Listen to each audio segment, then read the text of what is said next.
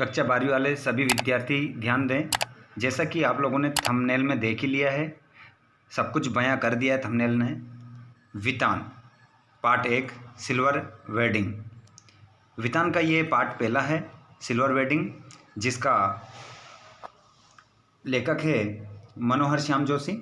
मित्रों मैं बता देता हूँ, जो वितान है इसमें से आपके 7 नंबर के प्रश्न आने वाले हैं। अधिक से अधिक 5 आपके ऑब्जेक्टिव आएंगे और 1 प्रश्न आएगा 2 नंबर का। तो साथियों यहाँ पर देखिए, बड़ी अपडेट ये है आपके लिए कि इस पार्ट के ज़्यादा प्रश्न उत्तरों को आपको याद नहीं करना है, ऑब्जेक्टिव ज़्यादा से ज़्यादा आपको याद करना है। तो मैं देखिए बिल्कुल आपके लिए जो पार्ट, ये बहुत बड़ा पार्ट है, कम से कम 20 पेज में ही पार्ट है। इतना आपको पढ़ना पड़ेगा जब जाके आपको ऑब्जेक्टिव निकल पाएंगे। तो दोस्तों मैंने बिल्कुल आपके लिए बिल्कुल इस पार्ट को छोटा बनाने की मैंने कोशिश की है। ये कहानी है, यशोधर बाबू के बारे में बताया गया है इसमें। लिखने वाले मनोहर श्याम जोशी हैं। बिल्कुल एक संक्षेप में, बिल्कुल छोटे रूप में मैं आपको ये पूरा पार्ट याद करवा दूंगा। लिखित रूप में मैंने पहले ही आप लोगों के लिए बना लिया है, ठीक है। सभी स्टूडेंट जितने भी हमारे क्लास 12th वाले जुड़ रहे हैं, आगे भी अपडेट आपको मिलती रहे त्रैमासिक एग्जाम, अर्धवार्षिक, प्री बोर्ड, वार्षिक परीक्षा के लिए, तो आप चैनल को जरूर सब्सक्राइब कीजिएगा ताकि सभी दोस्तों को वीडियो समय पर मिल सके। साथ ही जो दोस्त हमारे कक्षा 12वीं में इस वीडियो को देख रहे हैं, 12वीं में हैं अभी इस वक्त, आप सभी एक बार अपने दोस्तों को भी शेयर कर दीजिएगा। क्योंकि दोस्तों हिंदी भाषा के ऐसा विषय होता है जिसमें यदि आप बिल्कुल सही लिखते हैं तो आपके एक भी नंबर नहीं कटेगा। ऑब्जेक्टिव आपको पता होना चाहिए। चलिए क्वेश्चन नंबर स्टार्ट करते हैं हम। पहले से ही सभी वस्तुनिष्ठ प्रश्न मैं आप लोगों के लिए लेकर आया हूँ। जैसे कि पाठ का नाम है सिल्वर वेडिंग। क्या है ये? कहानी है। लेखक का नाम क्या है? मनोहर श्याम जोशी। इनका जन्म हुआ है 1933 में राजस्थान के अजमेर में। इनका निधन हुआ है 2006 में। कहानी गद्य में ये पाठ लिखा गया है, ठीक है। कहानी गद्य में ये पाठ लिखा गया है, ध्यान रखिएगा। दिनमान, साप्ताहिक, हिंदुस्तान पत्रिका इनकी रचना पत्रिकाएं हैं। यशोधर बाबू अपने बच्चों तथा पत्नी से क्या चाहते थे? सम्मान चाहते थे, ठीक है। इस पाठ का कथानायक कौन है? यशोधर बाबू। क्वेश्चन ये सभी वस्तुनिष्ठ प्रश्न है जो बन सकते हैं। यशोधर बाबू आदर्श मानते हैं किशन दा को। यशोधर सबसे पहले किस पद पर नियुक्त हुए? Boy service. यशोधर बाबू के क्वार्टर में कमरे थे, 2 कमरे उसमें थे। यशोधर बाबू का अपने बच्चों के प्रति व्यवहार कैसा था? अलगाव भरा, ठीक है, क्योंकि सभी बच्चे उनके अपने अपने हिसाब से चल रहे थे। यशोधर बाबू के बड़े लड़के को कितने रुपए मासिक की नौकरी मिली? 1500 रुपये। यशोधर की पत्नी साथ देती थी बच्चों का। यशोधर जुड़े थे पुरानी परंपरा से। यशोधर के कितने बेटे थे? 3। एक एक क्वेश्चन आपका यहाँ से बन जाएगा। यशोधर बाबू मूलतः रहने वाले थे कुमाऊं के। यशोधर का नाम, उनका जो पूरा नाम था वाईडी पंत था। यशोधर बाबू के विवाह की वर्षगांठ थी 25वीं, ठीक है, 25वीं वर्षगांठ मनाई जा रही थी। यशोधर बाबू की पत्नी, अब क्वेश्चन आ चुके हैं यहाँ पर आपके, ठीक है। छोटे छोटे क्वेश्चन हैं, मात्र 2 नंबर के हिसाब से। आपको प्रश्न ज़्यादा नहीं करना है। 4 से इस पाठ के जो भी क्वेश्चन है मैंने बिल्कुल सरल भाषा में आप लोगों के लिए लेकर आया हूँ। इस पाठ के तमाम क्वेश्चन जितने भी हैं, लेकिन आपको ज़्यादा से ज़्यादा इन प्रश्नों को 1 से 2 बार पढ़ना है। इनको ज़्यादा समय नहीं देना है, क्योंकि एक क्वेश्चन आएगा, वो कौन से पार्ट से आएगा? 2-3 हमारे पार्ट है, ठीक है।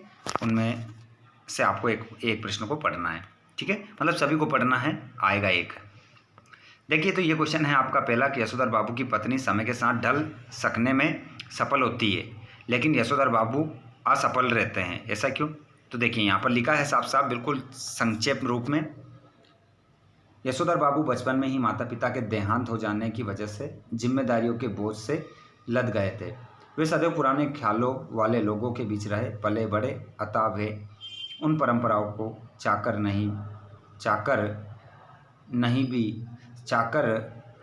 भी नहीं छोड़ पाए। जबकि पत्नी अपने बच्चों के साथ खड़ी दिखाई देती है। वे बेटी के अनुसार कपड़े पहनती है और बेटों के किसी काम में दखल नहीं देती है। यशोधर की पत्नी समय के साथ परिवर्तित हो जाती है, ठीक है। इतना आंसर आपको इसमें लिखना है। प्रश्न नंबर आप 2 की बात करेंगे। पाठ में जो हुआ होगा वाक्य ठीक है, कि आप कितनी अर्थ छवियाँ खोज सकते हैं। देखिए जो हुआ होगा इसकी बात कर रहे हैं यहाँ पर, जो हुआ होगा आप इसकी कितनी अर्थ छवियाँ खोज सकते हैं। तो यहाँ पर मैं आपको बता देता हूँ, जो हुआ होगा वाक्य पाठ में पहली बार तब आता है जब यशोधर बाबू किशन दा के जाति भाई से उनकी मृत्यु का कारण पूछते हैं। उत्तर में उन्होंने कहा जो हुआ होगा, यानी पता नहीं। फिर यशोधर बाबू यही विचार करते हैं कि जिनके बाल बच्चे ही नहीं होते वे व्यक्ति अकेलेपन के कारण स्वस्थ दिखने के बावजूद बीमार से हो जाते हैं और एकाकीपन से मृत्यु हो जाती है। तो ये दोस्तों आपका था, ठीक है, क्वेश्चन नंबर 2 जो बिल्कुल छोटे रूप में आपको देखने को मिल रहा है। यहाँ पर क्वेश्चन नंबर देखिएगा 3, सम हाउ इन प्रॉपर वाक्यांश का प्रयोग यशोधर बाबू लगभग हर वाक्य के प्रारंभ में तकिया कलाम की तरह करते हैं। इस वाक्यांश का उनके व्यक्तित्व और कहानी के कथ्य से क्या संबंध बनता है। तो यहाँ पर देखिएगा जो समहाउ इन प्रॉपर यशोधर बाबू बार बार बोलते थे, तो क्यों बोलते थे। देखिए यहाँ पर साफ साफ लिखा है बिल्कुल छोटे रूप में कि यशोधर बाबू लगभग हर वाक्य के आरंभ में समहाउ इन प्रॉपर शब्द का उपयोग तकिया कलाम की तरह करते हैं। उन्हें जो अनुचित लगता है तब अचानक ये वाक्य कहते हैं, ठीक। जैसे कि साधारण पुत्र को असाधारण वेतन मिलने पर, स्कूटर की सवारी पर, केक काटने की विदेशी परंपरा पर आदि पर। आगे बात करेंगे, आगे देखिएगा। तो आगे देख सकते हैं आप, क्वेश्चन नंबर 4 है आपका, यशोधर बाबू की कहानी को दिशा देने में किशन दा की महत्वपूर्ण भूमिका रही है। आपके जीवन को दिशा देने में इसका महत्वपूर्ण योगदान रहा और कैसे। दोस्तों यहाँ पर देखिए बिल्कुल छोटा, एक बार आप पढ़ोगे याद हो जाएगा कि यशोधर बाबू की कहानी को दिशा देने में किशन दा की महत्वपूर्ण भूमिका रही है। मेरे जीवन को दिशा देने में मेरी बड़ी बहन की महत्वपूर्ण भूमिका रही है। वे पढ़ाई लिखाई व खेलकूद में हमेशा आगे रहती थी तथा मेरी कमजोरियों को दूर करने में मेरी पूरी सहायता की, ठीक है। इतना आप इसमें लिख सकते हो। क्वेश्चन नंबर 5 भी आप देख सकते हैं कि वर्तमान समय में परिवार की संरचना स्वरूप से जुड़े आपके अनुभव इस कहानी से कहाँ तक सामंजस्य बिठा पाते हैं। मित्रों मैं बता देता हूँ, ये PDF यदि आप चाहते हैं तो टेलीग्राम को ज्वाइन करिएगा और वहाँ पर से ये PDF डाउनलोड कर लीजिएगा और अच्छे से पढ़ लीजिए, ठीक है। इस पाठ के माध्यम से पीढ़ी के अंतराल का मार्मिक चित्रण किया गया है। आधुनिकता के दौर में यशोधर बाबू परंपरागत मूल्यों को हर हाल में जीवित रखना चाहते हैं, अतः मेरे मत से पुरानी पीढ़ी को कुछ आधुनिक होना पड़ेगा और नई पीढ़ी को भी पुरानी परंपराओं और मान्यताओं का ख्याल रखना होगा। ये सामंजस्य तभी संभव है, ठीक है। ये इतना हमारा हो चुका है। अब इस चैप्टर का हम लास्ट क्वेश्चन देखेंगे मित्रों, जो बिल्कुल ही आप लोगों के लिए सरल करके बना दिया गया है। वैसे क्वेश्चन बहुत आंसर इनके बहुत बड़े बड़े हैं, लेकिन आप लोगों के लिए इतनी मेहनत करी है तो आप इन प्रश्नों को एक बार जरूर पढ़िएगा।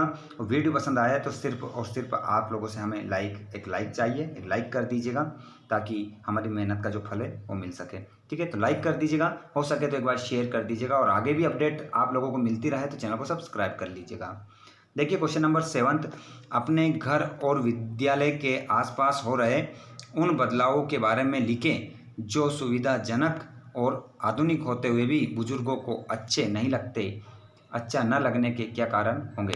तो देखिए यहाँ पर बता देते हैं, बहुत सारे हमारे जो घर में बुजुर्ग होते हैं, बहुत सारे जो हमारी नई परंपरा है उनको वो नहीं मानते हैं, उनका विरोध करते हैं। तो क्या कारण है। हमारे घर व विद्यालय के आसपास निम्नलिखित बदलाव हो रहे हैं जिन्हें बुजुर्ग पसंद नहीं करते। युवा लड़कों लड़कियां द्वारा अंग प्रदर्शन करना। आजकल देख ही रहे हैं हम सोशल मीडिया पर, लड़के एवं लड़कियां अपने अंगों का क्या कर रहे हैं, प्रदर्शन करना है, जो बड़े बूढ़ों को क्या है पसंद नहीं है। देर रात तक पार्टियां करना। आजकल लड़के लड़कियां सब देर रात तक क्या करती रहती हैं, पार्टियां करती रहती हैं, जो बड़े बूढ़ों को पसंद नहीं है। दिन भर कंप्यूटर, इंटरनेट एवं मोबाइल का इस्तेमाल करना। घर से विद्यालय के लिए साइकिलें एवं मोटरसाइकिलों का प्रयोग करना। ये सब उन बुजुर्गों को पसंद नहीं है जो आज के परिवर्तन है। तो दोस्तों ये हमारा सिल्वर वेडिंग पार्ट था, पार्ट 1 वितान कक्षा 12वीं, जो हमने कंप्लीट कर लिया है। यहाँ से आपका एक भी प्रश्न बाहर नहीं जाएगा, चाहे वो वस्तुनिष्ठ प्रश्न हो या फिर वो आपका एक दो नंबर में जो प्रश्न आएगा वो हो। कोई भी प्रश्न आपका बाहर नहीं जाएगा। आगे भी अपडेट पाना चाहते हो चैनल को जरूर सब्सक्राइब करके रखिएगा, साथ ही अपने फ्रेंड्स के साथ शेयर करिएगा। वीडियो पसंद आया तो लाइक करके एक छोटा सा कमेंट करके बता दीजिएगा। इस पार्ट से जो भी आपका क्वेश्चन है कमेंट करके ज़रूर पूछिएगा। धन्यवाद।